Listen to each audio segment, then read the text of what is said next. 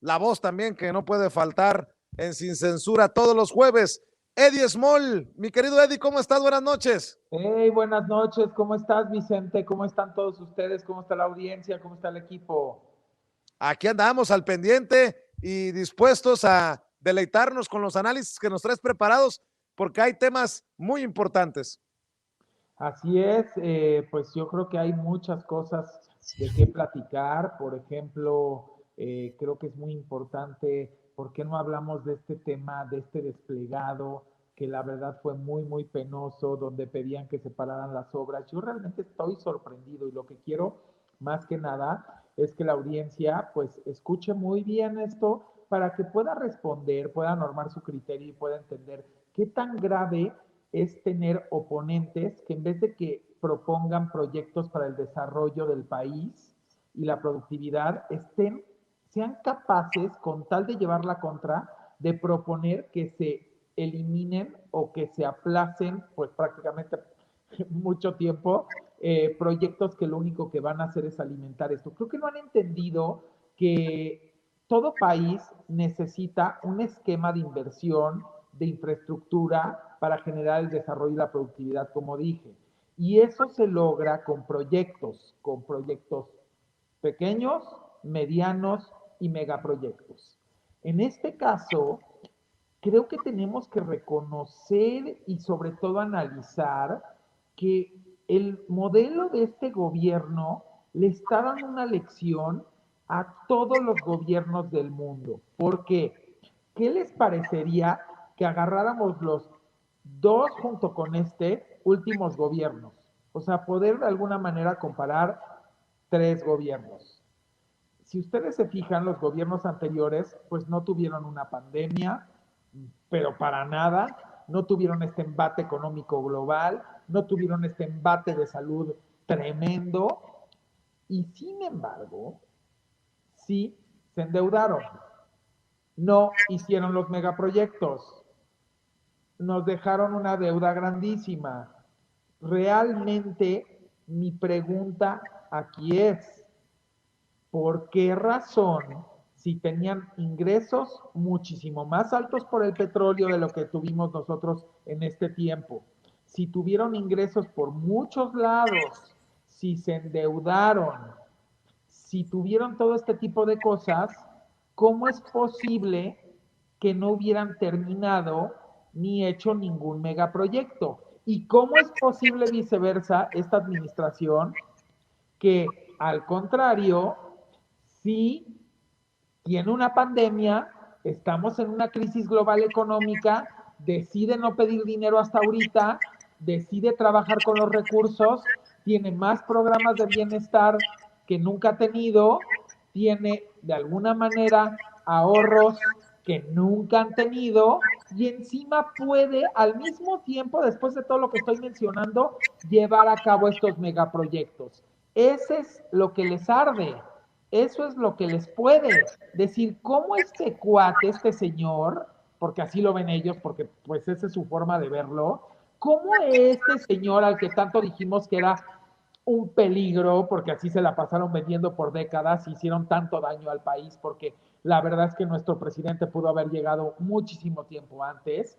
Entonces, esa es como la roña, decir, no se endeuda, le cae una pandemia, se le viene encima el tema, se le pone por un tiempo el petróleo prácticamente hasta negativos, le pasa toda esta situación y encima tiene más programas sociales, más programas de bienestar, no agarra y contrata, como lo vuelvo a repetir, más deuda y tiene unos megaproyectos que los está llevando a cabo que los otros no tuvieron. ¿Qué les está dando a entender esto? Hagan sus cuentas en sus casas.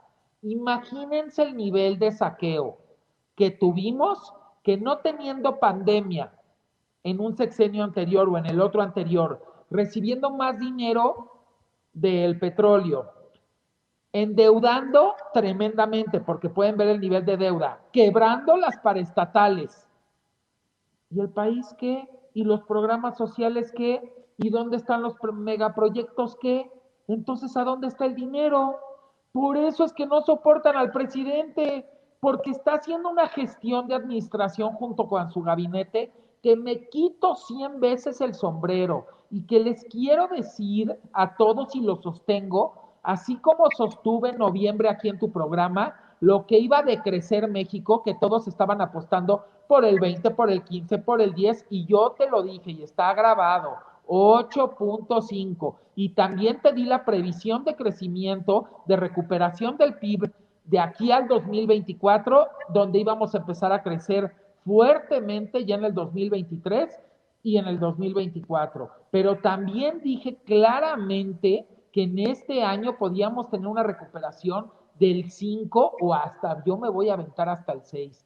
Porque, y también expliqué lo de las remesas y también expliqué que la derrama de Estados Unidos por la ayuda del coronavirus le iba a impactar a México con un ingreso adicional, pero no solamente por las remesas. Si tenemos un socio principal que está repartiendo trillones de dólares, va a tener más demanda de productos ahí en su país. Automáticamente en que el vecino tenga más demanda de productos en su país, como somos el principal proveedor, nosotros nos vemos beneficiados. Es un 2 más 2 es 4. La economía no es estar inventando cosas ni estar dando opiniones desde la trinchera partidista o sectorial. Es hablar las cosas como son. Números son fríos. Y perdón, pero la administración de esta nación hasta el día de hoy, porque yo no puedo hablar el día de mañana, pero hasta el día de hoy ha sido impecable, precisa, estratégica, cuidada, y por fin hay alguien que está cuidando el dinero de los mexicanos al no buscar deuda. Yo les hago una pregunta. ¿Qué hubiese pasado si ahorita borráramos el tema de la historia y estuviera uno de los presidentes anteriores de las últimas 3 décadas, si les gusta, administrando en una pandemia? Si sin una pandemia, se endeudaron como se endeudaron y teniendo ingresos petroleros como tenían y encima encarecieron la gasolina y encarecieron absolutamente todo, no subían el salario mínimo, se perdió el poder adquisitivo del pueblo, no había los programas sociales suficientes, no se hacían megaproyectos, ¿qué nos hubiera sucedido con un presidente de las administraciones pasadas con esta pandemia? ¿Cuál? Quiero que alguien me conteste aritméticamente si tiene la capacidad, porque si no yo me voy a echar el estudio, de decirme exactamente cuántos billones de dólares se hubiera endeudado el país si se hubiera manejado con el mindset y la estrategia económica que manejaban los otros, pero en la pandemia. Porque creo que nadie lo está analizando así. Y ya es justo decir las cosas con argumento, con fundamento, con métricas, con variables económicas, porque es, miren, yo creo que hasta el Fondo Monetario Internacional va a premiar al presidente y al gabinete. Estoy seguro que eventualmente lo va a hacer y que tomarán el modelo económico de la no corrupción, de la administración correcta, del buscar la no deuda, porque a lo mejor ahorita va a haber, ya sabes, la típica oposición. Ay, pero nosotros en los sexenios anteriores crecimos. Ok, vamos a borrarlo de la pandemia.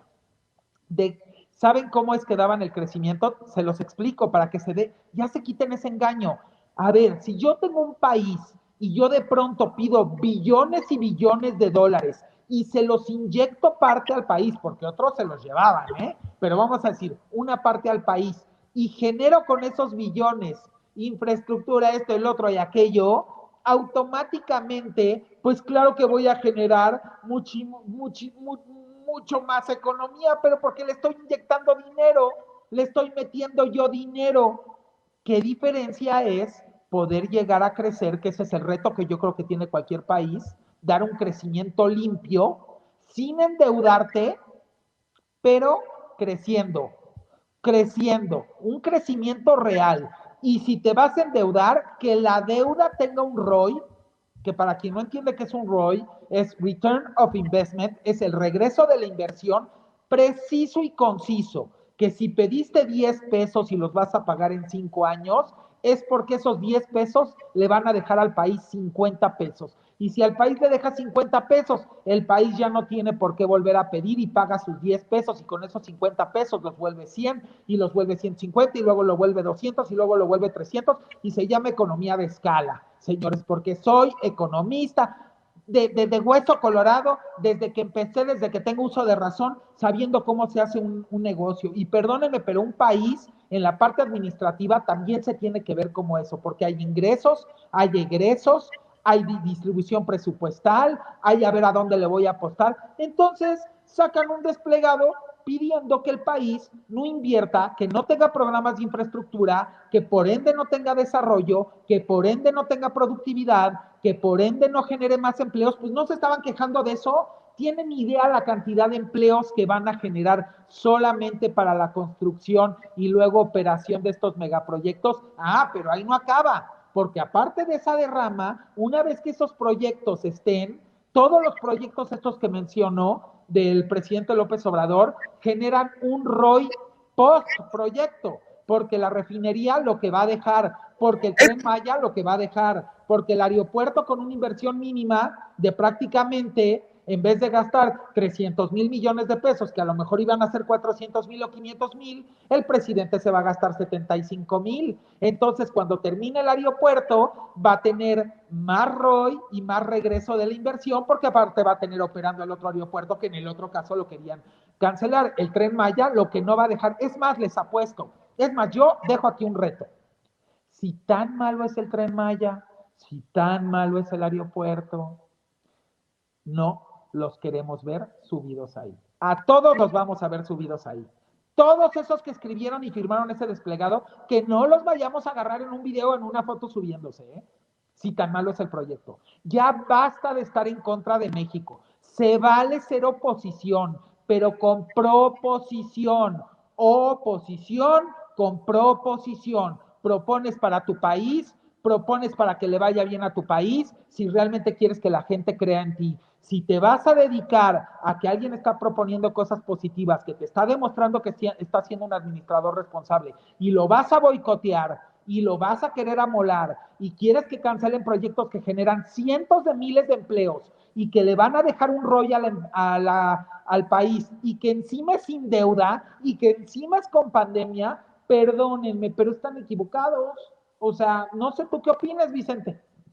Pues están como los expresidentes y los políticos que critican la vacunación en México, ya están inscritos Diego Fernández de Ceballos, Carlos Salinas de Gortari y hasta Vicente Fox, ya están inscritos, están esperando su vacuna, Yo ahí te diría, pero tanto Vicente, que friegan. yo ahí te diría, bajo mi punto de vista, que yo no creo que estén inscritos. Yo creo que alguien los inscribió y que fue parte de estas, así como hay desplegados en artimaña, así como hay fake news, que estamos invadidos de fake news, así como hay denostación a que alguien se enferme, así como hay denostación en un libro comerciando con la imagen de una persona que ha trabajado 24/7 por la salud con lo que le dejaron, así como hay de todo.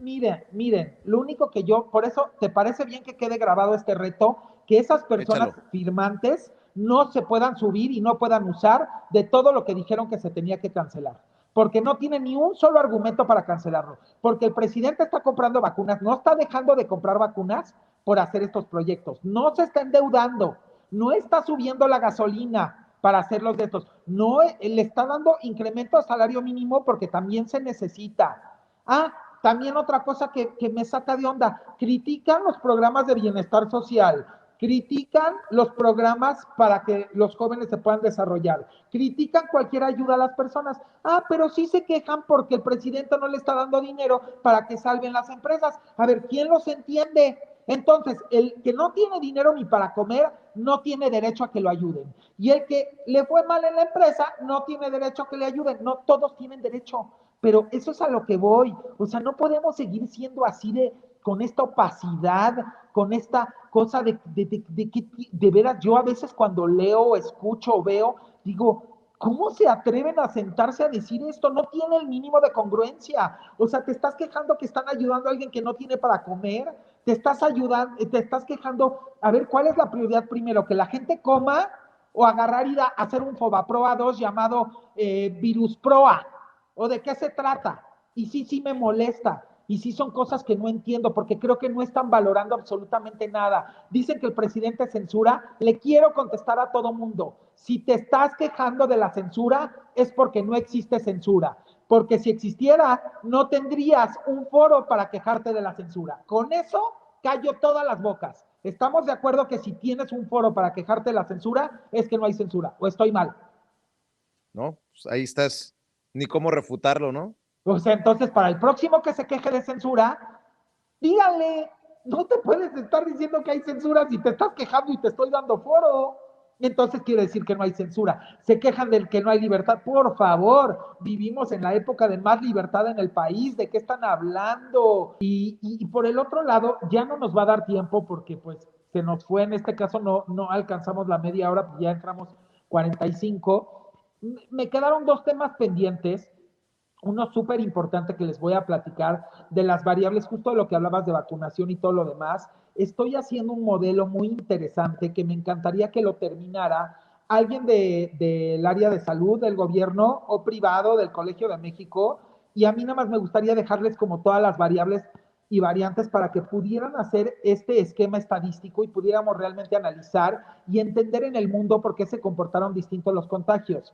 Y entonces empecé a ver y dije, a ver, ¿por qué en unos lados más vacunación, menos vacunación, contagios, no contagios? Y nadie ha presentado una tabla donde se vea cuál es el Producto Interno Bruto per cápita, ¿eh? No me digan el global, porque el global no te sirve porque lo tienes que dividir entre cuánta población, porque si no es muy ambiguo. Entonces, por eso pregunto, Producto Interno Bruto per cápita.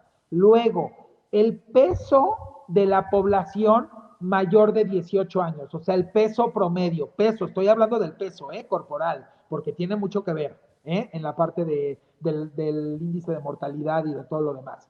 Luego, ¿cuántas personas viven en un mismo techo promedio en el país?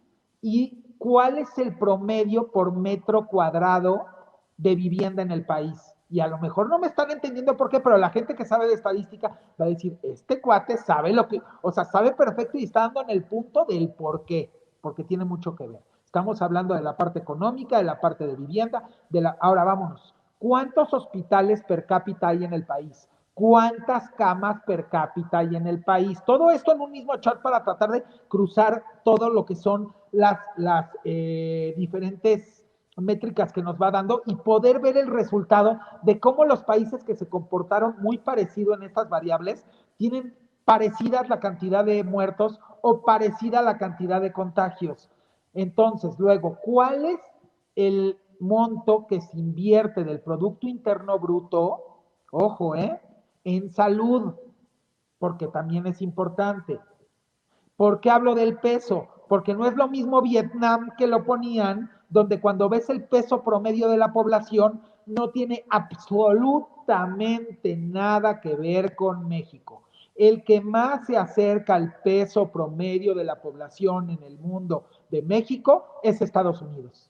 Y casualmente también tuvieron un problema gravísimo de mortalidad y de contagios. Ahora, cuando me dices, pero bueno, Eddie, ¿esto qué tiene que ver con la vacunación? Tiene mucho que ver.